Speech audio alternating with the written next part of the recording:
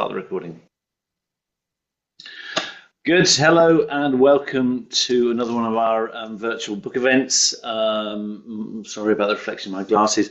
We're here to talk with Hannah once again. This has become an annual event. We One do of a my 9 o'clock. favorite days in the calendar, and not just an Oh. annual event. It's almost as good as Christmas.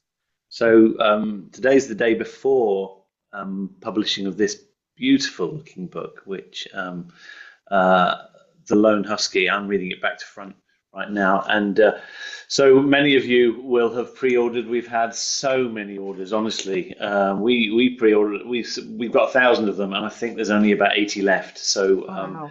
that's incredible. And Hannah insisted that I remove the cover as well, just so you can see the beautiful fall. This is the special indie version which we're doing for this event. So Hannah, another book done. Number four. No, number Number five. five. God's sake, can't even keep No. up. Come on. Everyone else knows it's number five. Yeah, we'll go through them. Last Bear, Lost Whale, Finding Bear, Turtle Moon, which was last year, which you were on. And then number five is The Lone Husky. Yeah. I know, and we're moving ahead quite quickly on this, but you've just signed up another 6 book deal. Yeah, so one of my recent bits of news was I signed a new contract with my publisher because that's kind of how it works. Often people ask, how do you get a book published? And you sign a contract for set books at a time. So my lovely publisher, HarperCollins, shout out to them, offered me a new contract for six new books, two of which actually are picture books. That's So brilliant. there's four more books which will look the same size as this, all illustrated again by the wonderful Levi Pinfold, and then two books I'm dropping into the world of picture books. And one of the picture books is very exciting. Well, they're both very exciting, but one of the picture books which I can talk about is going to be a picture book version of The Last Bear. Brilliant, brilliant. Yeah. That's very exciting. And Illustrated not by Levi, illustrated by somebody amazing called Tom Percival. So some of you will okay, know who Tom Percival is. If you don't, go away and Google him because he's pretty amazing. okay. That was going to be one of my questions actually about because I was aware that Levi um, wasn't going to do the picture book. So amazing. But listen, we'll carry on chatting after you've done your presentation. I know you've got a lovely sort of thing planned. So why don't we click to that? You share that, and Yeah, so we'll click I will through. As hide my screen. click through. Hang on a second. Can we see this? Move this panel. So do we see my presentation now? That looks great. Yeah. Okay, so what we're going to do now, we're just going to have a really sort of an introduction to this book. And I'm aware that some of you watching might not know that much about me, and some of you might know quite a lot about me. So we're going to try to make sure that if you don't know me, we find out lots. And if you do know me, we'll find out a little bit more. So this is my brand new book, book number five, just to correct everybody. Book number five called The Lone Husky. But if you aren't familiar with me, let's have a look at the previous books. So the first book was my debut, which was almost 5 years ago now, and that was a beautiful book called The Last Bear. We followed this up. I say we, actually me, with a book called The Lost Whale, which is about a boy that travels to California where he befriends this beautiful grey whale. I love that. Lost Whale. I mean, all your books are brilliant, but Lost Whale is Mm. probably my favorite, actually. Yeah, I think, my husband, who's called Chris, Chris is still in bed. Can you believe it? He's still fast asleep. He's not tuned into this one. I mean, what's he missing? But The Lost World is his one as well. And then we've got Finding Bear, which was my third book, which sits as a sequel to The Last Bear. So these two adventures follow a girl called April, who's a big animal lover, and she goes to the Arctic where she meets and befriends this wild polar bear. And in Finding Bear, we can see from the cover, we've got an extra special character because Bear has a cub. So lots of cute cubs in that one.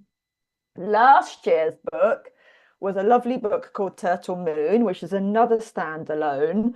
And it's about a girl called Silver who goes to Costa Rica, where she kind of finds this huge, amazing leatherback turtle who lays its eggs in the sand. And when the eggs go missing, she has to track them down.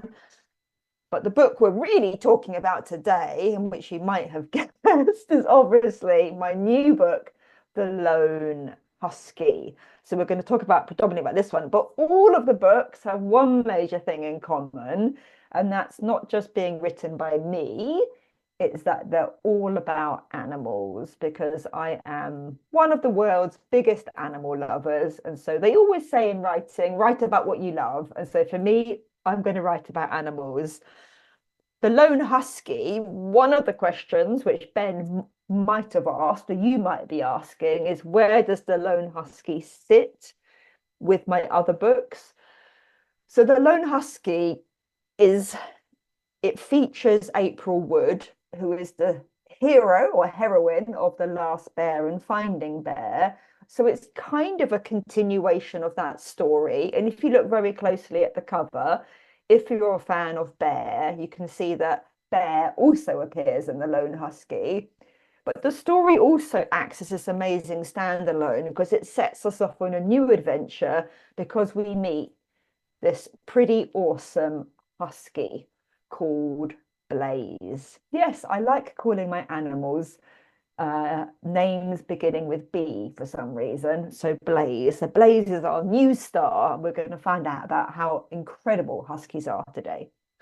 I think maybe some of you might have seen this last year, but lots of my books are set in pretty incredible places around the world. And it also means I get to go to some pretty incredible places to research them. So these three pins on the kind of match where on the map match where some of my books are set.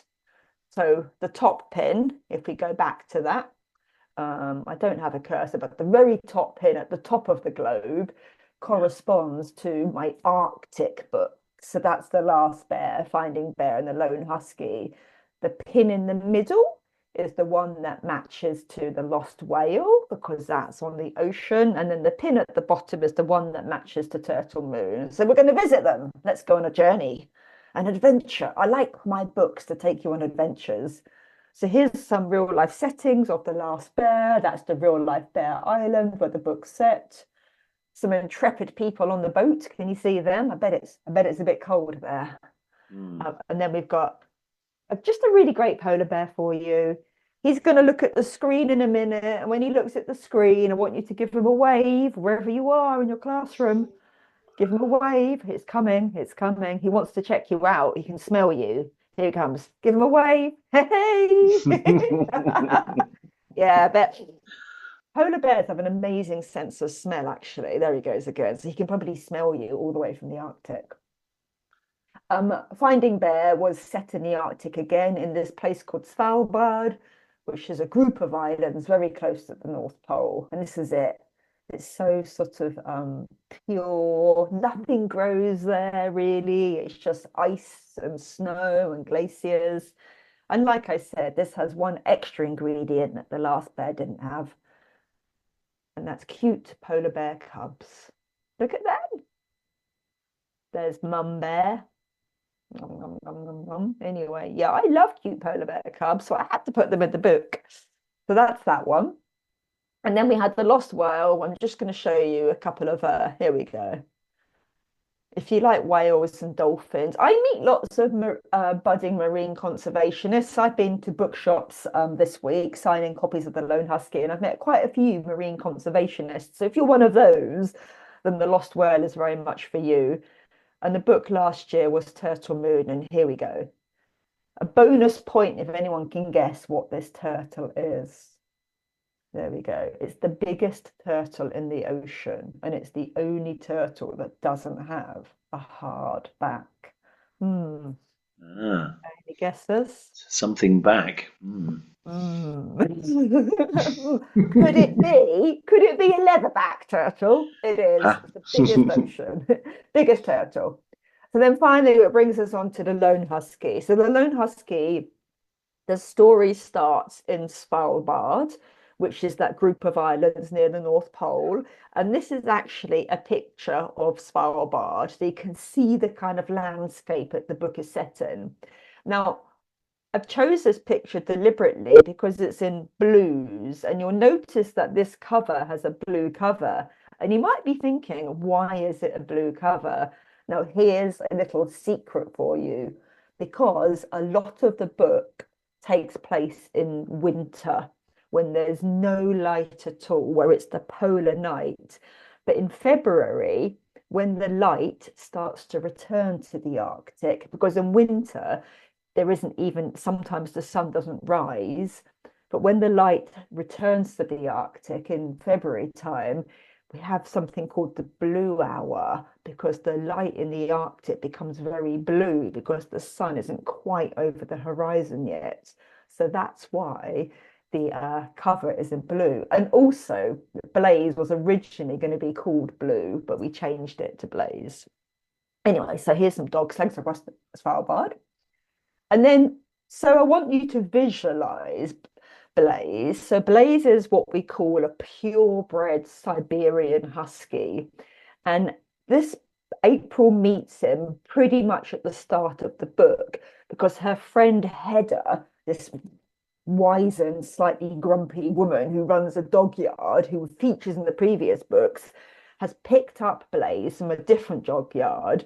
But Blaze is really troubled and he's probably been mistreated in the past. And so he doesn't trust any humans. But huskies are really big dogs. They work really beautifully as teams. But Blaze doesn't trust humans. He doesn't trust the other dogs and he just hides in his little dog house. But this is what Blaze looks like, just to give you an idea. There we go. Look at that. Yes, huskies like eating snow. Do you like eating snow? Look at his eyes as well. Yeah, so that's the markings of a Siberian husky, and their eyes are this really piercing blue. I call them the color of glaciers, and that's another reason for the whole blue theme in the book. You're getting some inside information here. Nice. Right, but move on there. I'll whiz through this next part. I think some of you might have seen this before, but do we have any budding authors in the classes watching us? Best job in the world? Or maybe budding booksellers like Ben, or budding illustrators? So I always dreamed of being an author. There's me, loving the seaside when I was young, used to love animals, still do. I always wrote, I loved writing. They were like, this is like a box of journals. I always used to write the whole time, but I'd always write in secret, was a bit too self-conscious to share my work in public, a bit shy, still can be shy sometimes. And then a few years ago, you can see 2019, sorry, that's the very first draft of The Last Bear that I wrote. There it is. Starts out as a bunch of paper, and there's me holding it with a bit of a cheesy expression on my face.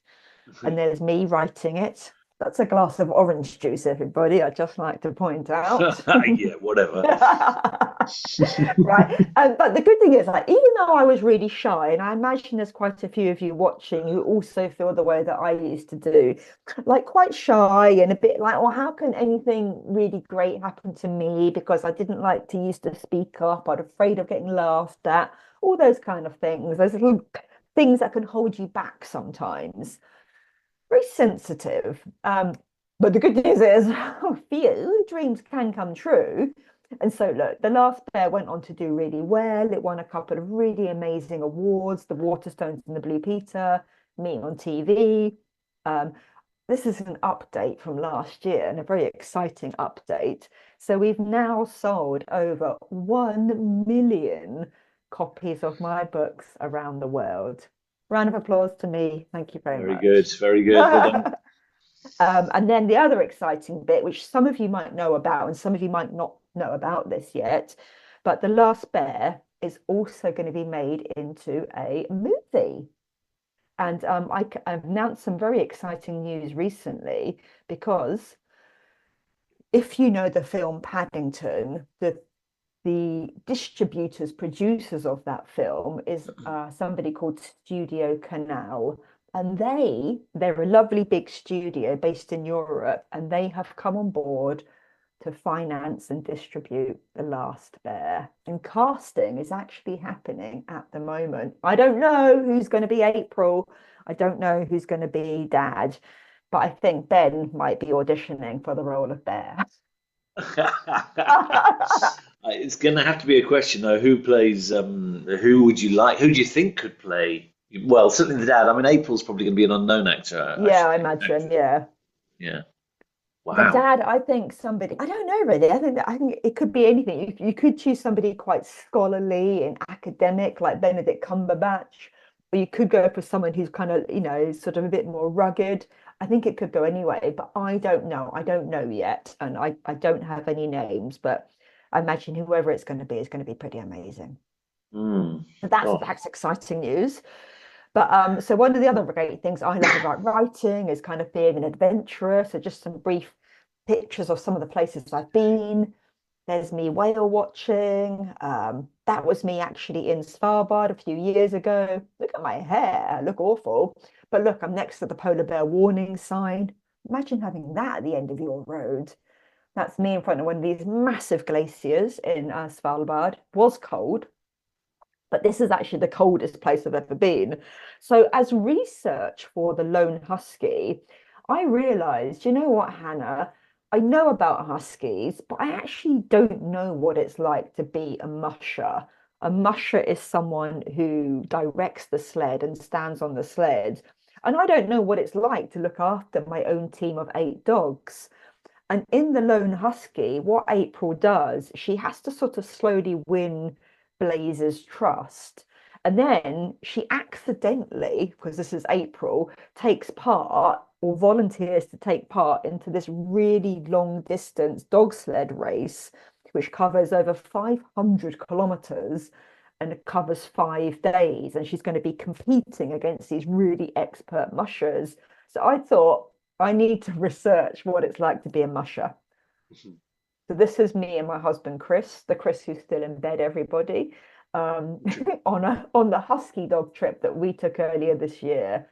You'll notice that these dogs are slightly different from Blaze because most husky dogs are sort of interbred and they're a mix of different breeds and they're produced for their endurance and their strength.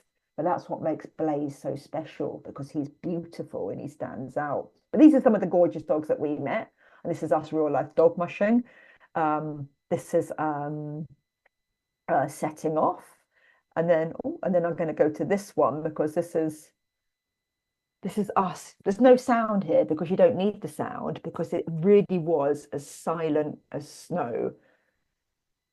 That's I can't remember. I think I'm sitting on the sled and Chris is actually mushing, but you can see how white it is. And like this, the sky was white and the ground is white, and you couldn't really see the difference between the horizon and the snow.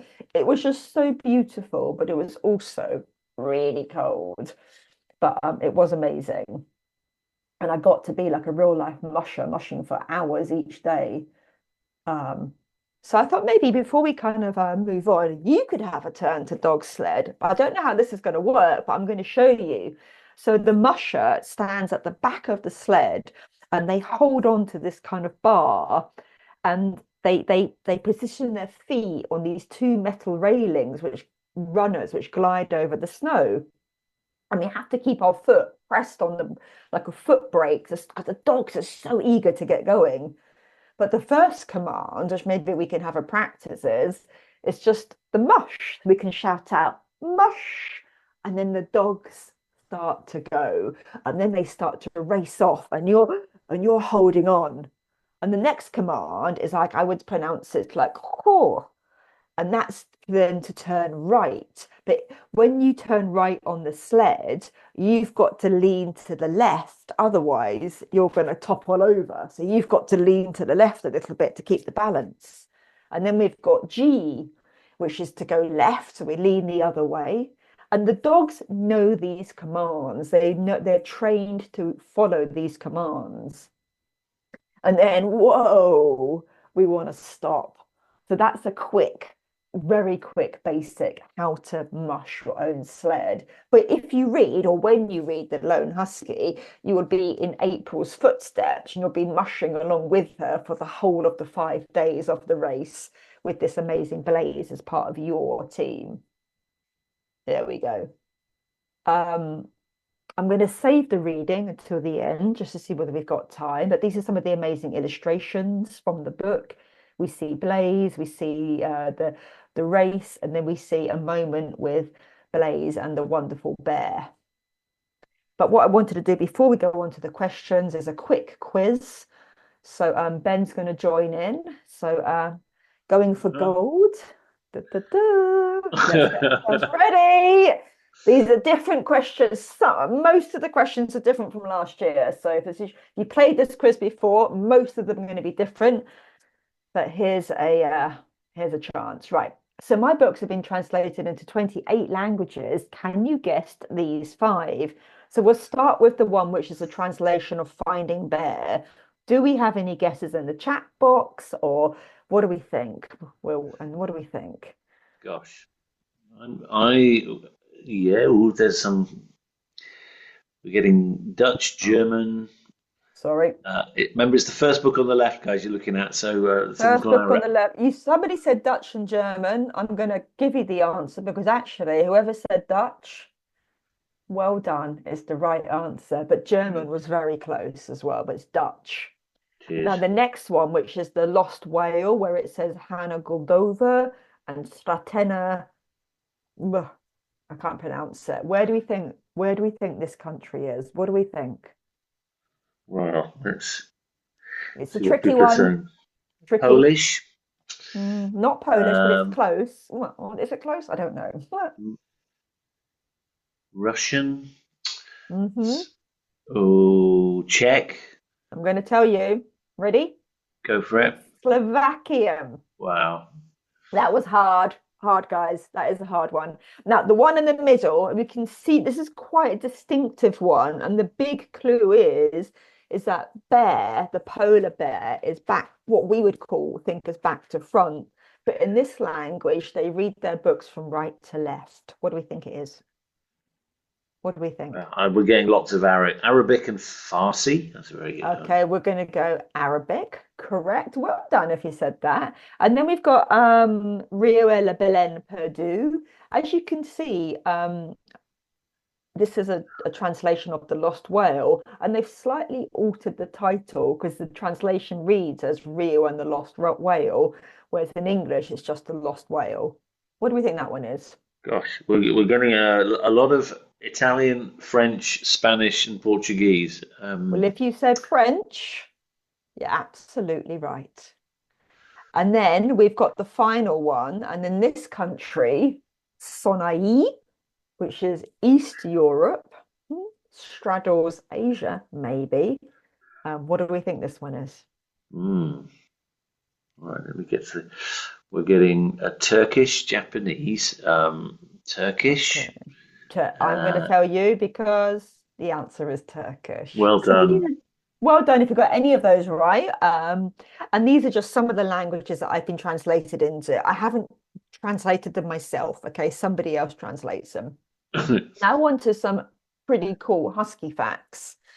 How far do you think a team of huskies can run in one day? So the race that April takes part in during the book is called the Polar Race, which is a fictional race that I made up.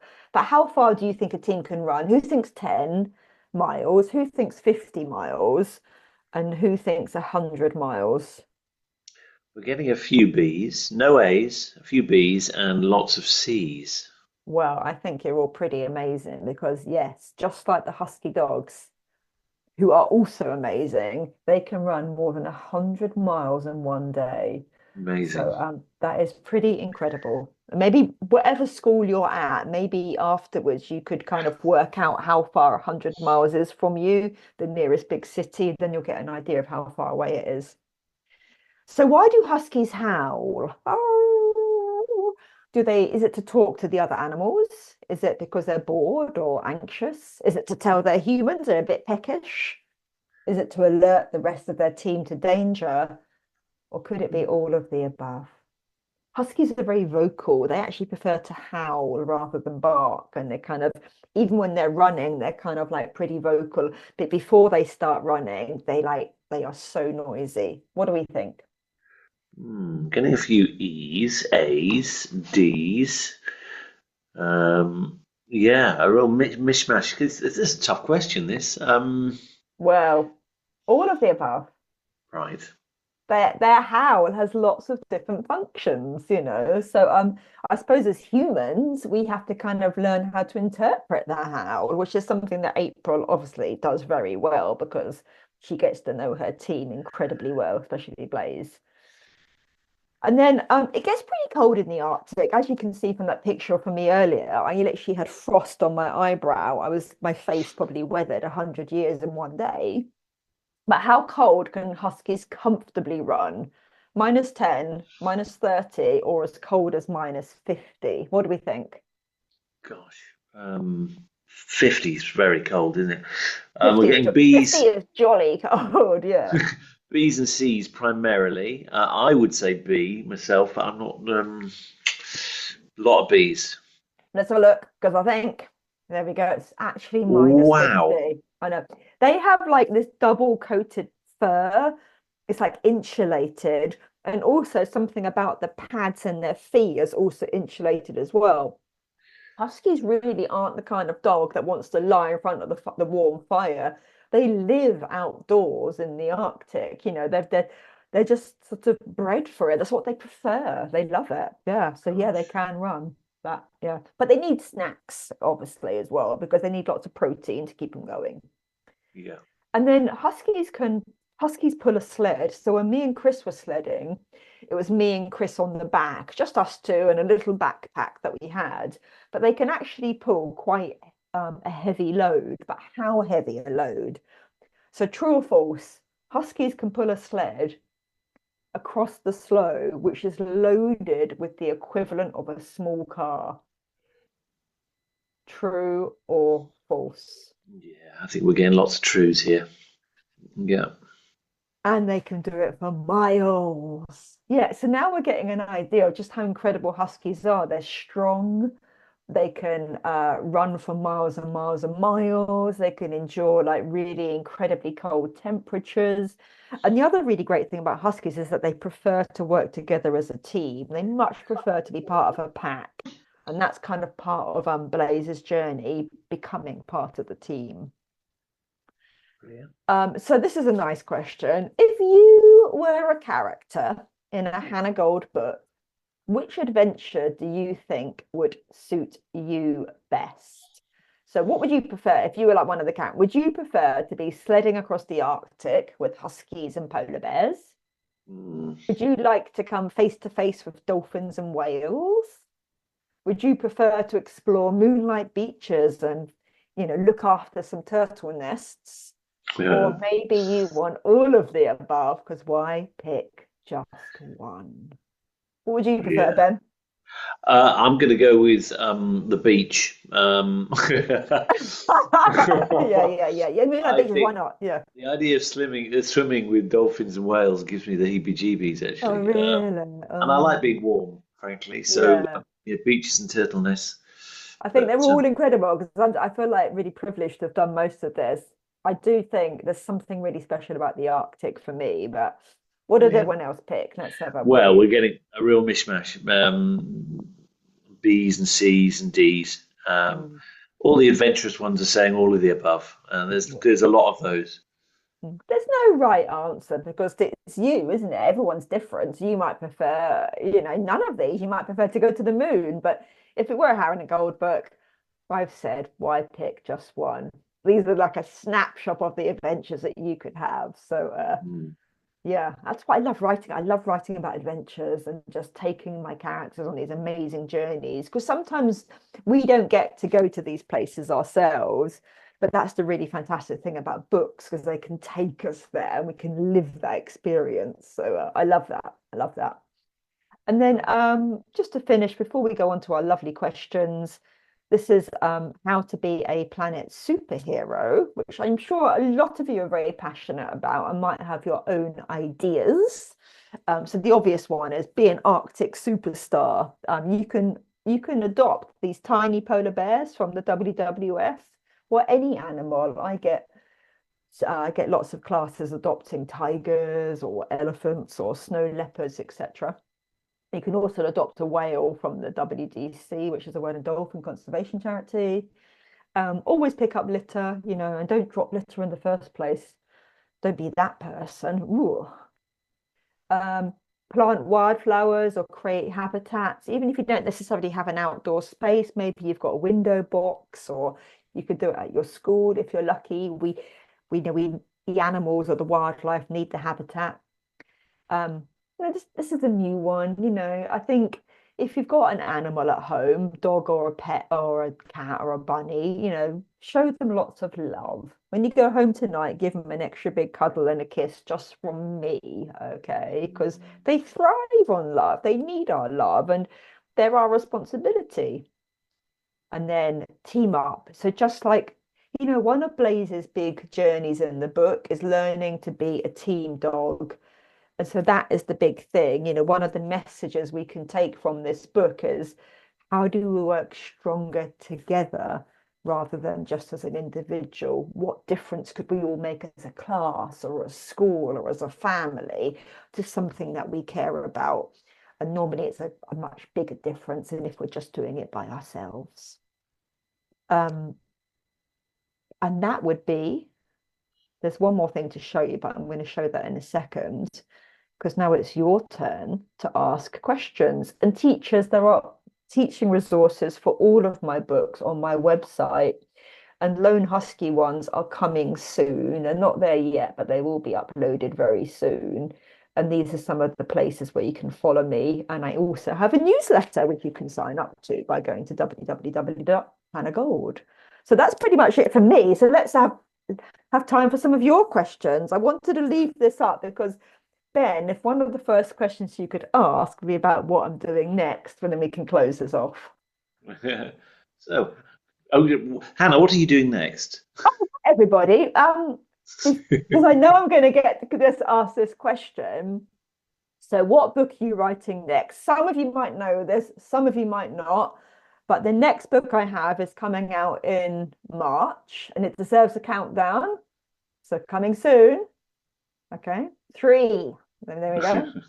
2. 1. Look, the next book is Bear Rescue, which is my official World Book Day title. So I am one of the 12 authors, I think it is, who has been selected to write a World Book Day book for next year. This title, Bear Rescue, is already written, cover by Levi, and it will be out next March. It's about a quarter of the length of my other books, so it's only 10,000 words long, and you can get it in exchange for one of your book tokens. And I'm so excited to be a World Book Day author. And so that's that. It's a big honor, and you should be very proud of yourself, Hannah. It's amazing. I am proud of myself, and I'm not going to lie, I really wanted to be a World Book Day author. And when I found out I'd got it, I was like really, really over the moon. And I think it's a great little snapshot into my work as well. It can be read as a standalone, an introduction to me. So that's that, and let's go on to your questions. I'm going to stop the screen share so you can. So we host lots of authors, and Harriet Muncaster was here a couple of weeks ago. She's never been asked to be a World Book Day author. So I think it's amazing. So well done, you. So I've got loads of pre-written questions. I can now see it's sort of like a Rolodex of questions coming through, which, I mean, if you see one, do take it. But I'm going to read from the first questions I received came from Haute Capelles in Guernsey, actually. Okay. Sagen Leach, Mrs. Sagen Leach is the teacher, year 5. She's just put one in the chat box as well. What is the best advice you received as a budding author? Best advice I've received, that's a really great question. Read lots, and write about what you love, and then keep going, because your first piece of work will never be your best piece of work. But it's like anything that you do, the more you do it, the better that you get. Nice. Right, we're going to go to Falcon Class Redland in Chippenham. Chloe is clearly a uber super fan. Are all your books connected somehow? I've noticed that Marina from The Lost Whale is mentioned in Turtle Moon, and of course April is in quite a lot of them. So Um, yeah. There is like a multi-Hannah Gold universe going on. I do agree with that. And I think, so even if like April and Bear don't feature in Turtle Moon, they're out there somewhere in that same universe.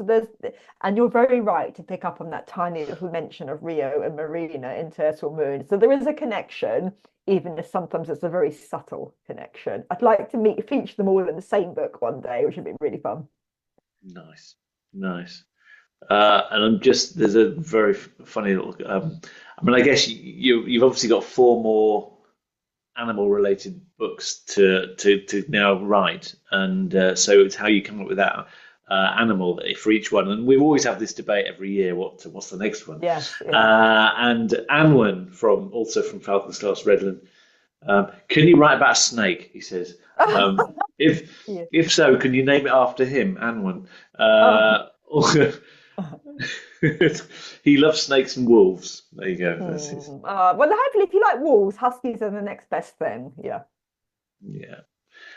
In Kingfisher's class, same school. Darcy asked, "Do you love animals and do you own any?"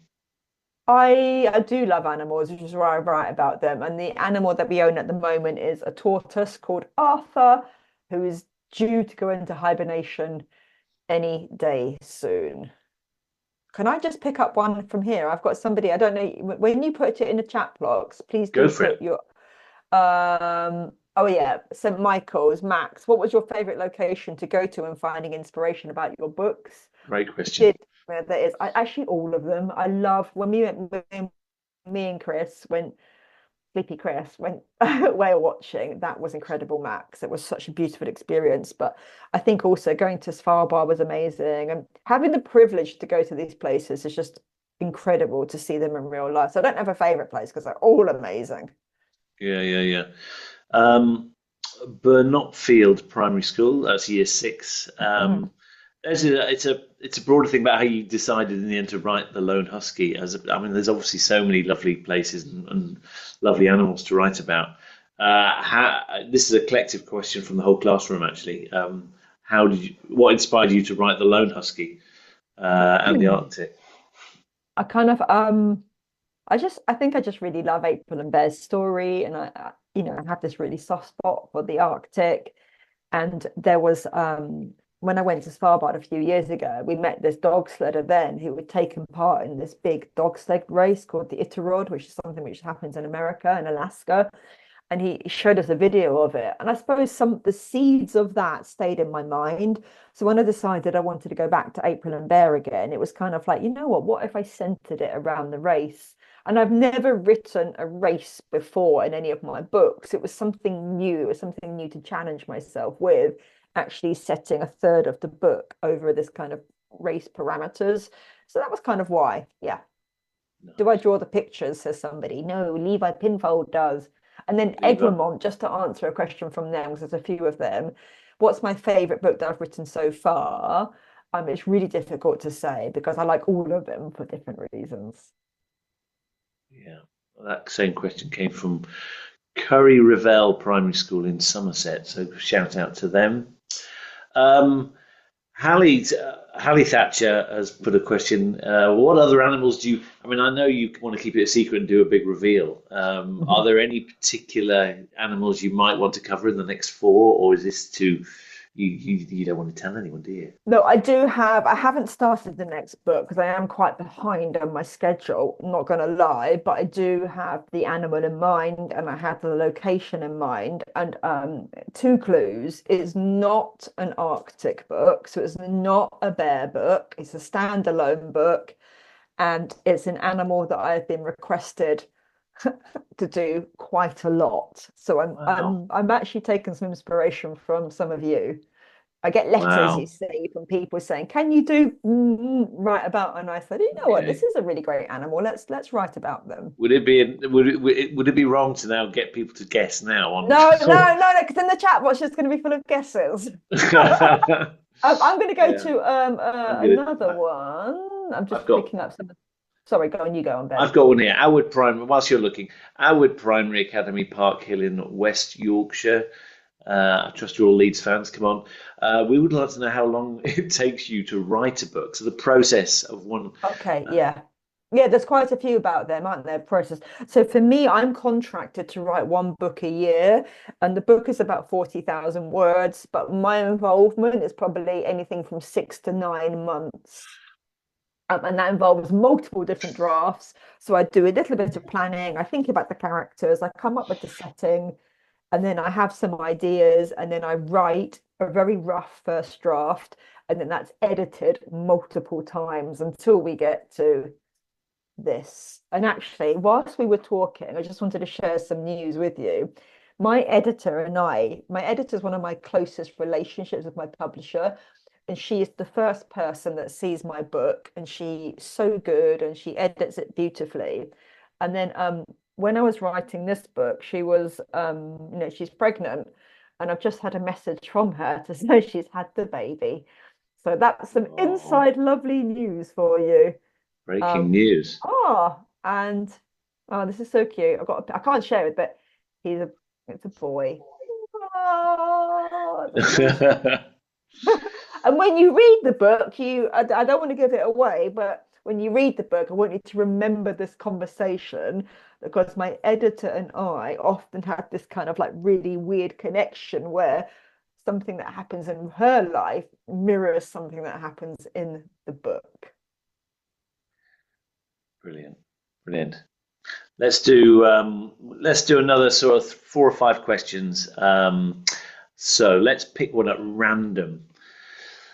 Hayden Abbey, they're good friends of ours over in Aylesbury. Mhm. This is a lovely question. What was your dream job when you were a child that you were imagining you might do? Was it I author or was there something else? No, first of all, it was a vet. I loved animals, but then I realized I'm not really that good at science or all the things you need to become a vet. And I cannot bear to see animals in pain or suffering, and I just cry way too easily. So I realized that being a vet wouldn't be ideal. So very quickly after that, because I was such a big reader, I was like, well, I really want to be a children's author, and that was pretty much it from about not 8, 9 years old. That was it. That's all I wanted to be.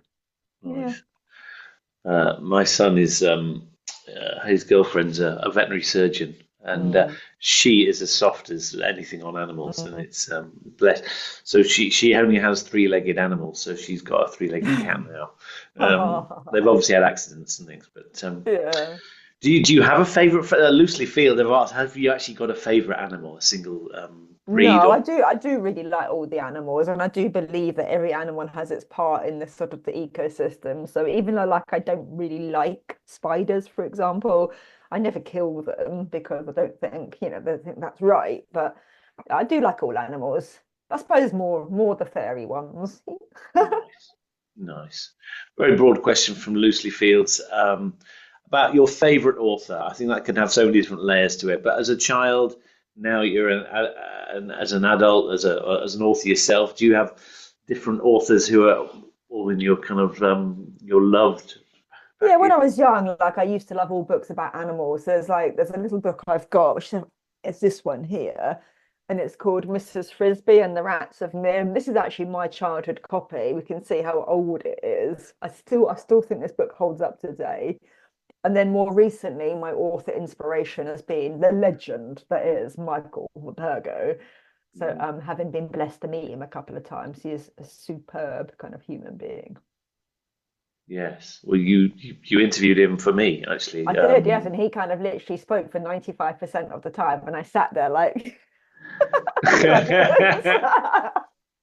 I know. It is extraordinary. yeah, he is Um, amazing.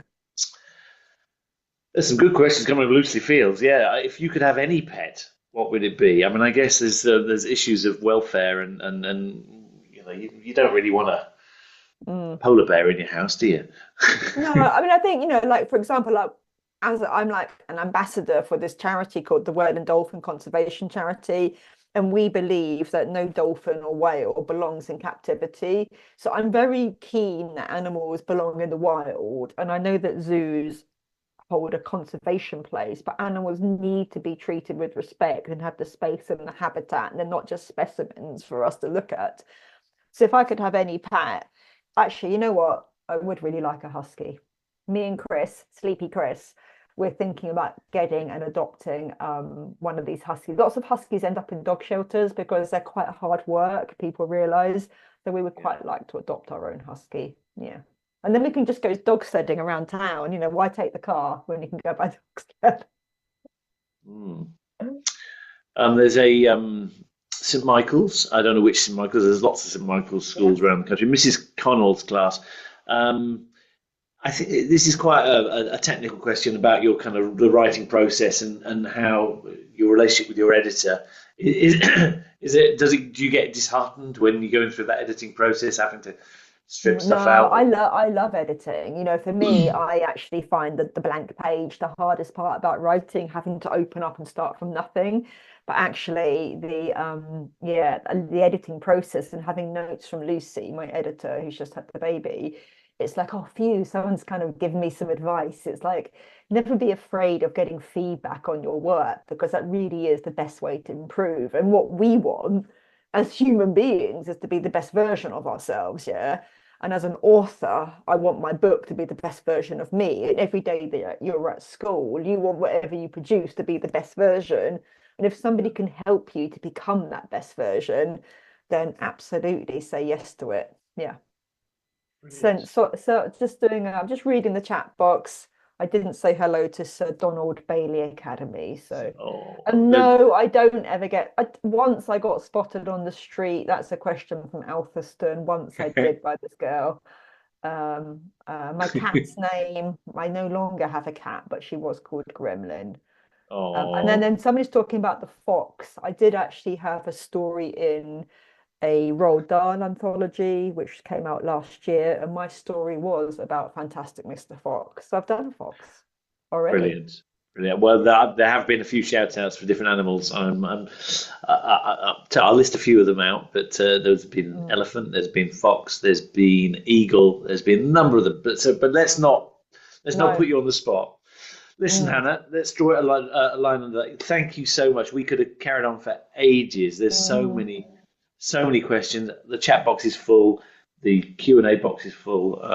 You clearly have a great relationship with all the schools, and your books have really cut through with all the children.